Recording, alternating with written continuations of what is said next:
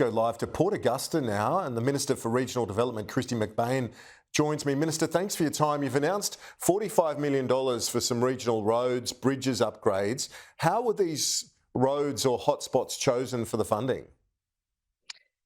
Good to be with you, Kieran. It's great to be in Port Augusta today. I've just met with the Flinders Alliance of Councils here and spoken with the District Council of Mount Remarkable.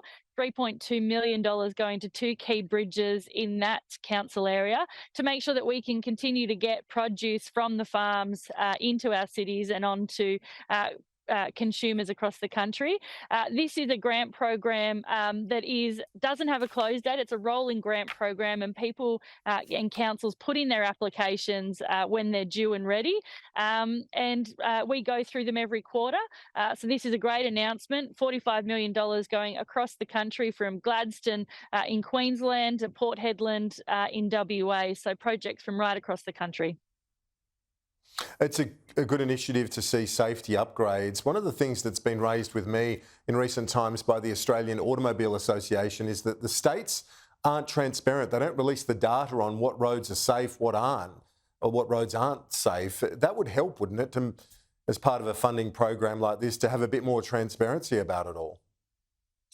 So this program in particular is about bridges renewal upgrades and heavy vehicle and freight productivity programs. So making sure that we can get our produce to the markets from the farms. So many rural councils across the country have older style one-lane bridges, in many cases old timber bridges. We know that vehicles are getting heavier, especially our trucks. So it's really important that we're helping provide those upgrades that will allow produce to get from farms to markets. When we're talking about data and safety numbers, absolutely the states and territories can look at how they share that data and make it more accessible across the country. But that's why we've increased black spot road safety funding from $110 million to $150 million a year. We're really focused on making sure we've got safe local roads, which includes doubling that roads to recovery so that every local council across the country, all 546 of them, will get an uplift in that roads to recovery funding. So this initiative you're announcing today, we can expect many more of them over coming months, over the next 12 months in the lead up to the next election. Look, absolutely. Our increases to roads to recovery funding commence from this budget. So from 1 July this year, we will make sure that every local council across the country has an uplift in roads to recovery funding. We know councils have been stretched, especially with natural disasters and heavy rains really impacting road surfaces across the country. So this is in recognition that every community wants safer local roads to drive on. The Prime Minister spoke about the energy bill support for families and small businesses at an event in Sydney today and said it will be a focus again to help families and small business around the nation in the next budget coming up in a bit over a month from now. It's pretty important the government delivers on this front, particularly when it comes to energy bills, given the expectations are high right now. Yeah, look, it's something that we've been doing now for a long time. And as you know, we recalled Parliament in December 2022 to put a cap on coal and gas prices because we knew that families and small businesses were struggling with the increase in the cost of electricity, a cost increase that was hidden by the former government prior to the last election.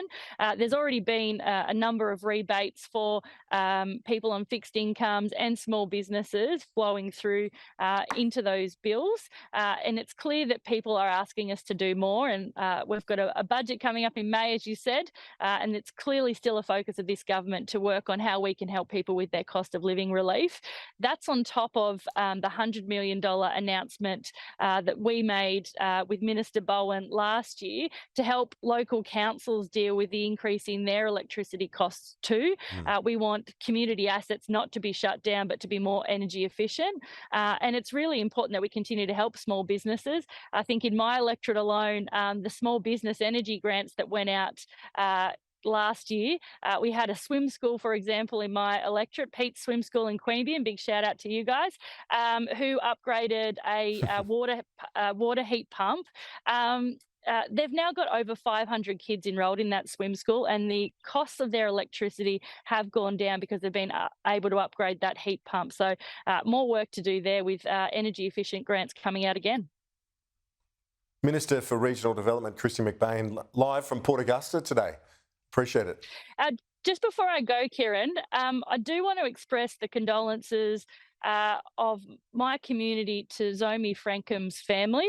Zomi actually volunteered in Bermagui after the Black Summer Bushfires at a World Kitchen destination which became Eastwood's Kitchen in Bermagui. And I do want to say, on behalf of our community, our condolences to her and her family.